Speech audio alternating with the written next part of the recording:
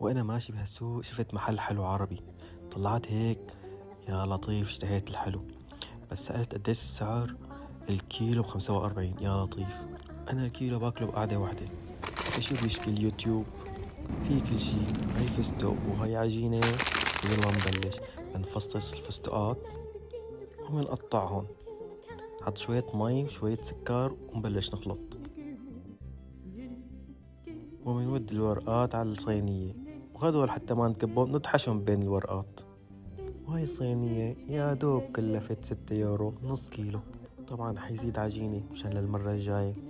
بعدين منكت الفستقات ومنمدن، نحط بلاستيكة، أي بلاستيكة حتى ما يلزق بإيدك. ومنرشرش شوية سكر يا معلم. بعدين كم طبقة الأخرانيات ومنقطعن. بتدبر حالك سكينة، مسطرة، إذا ما عندك شوفوا شلون أنا ساويتن.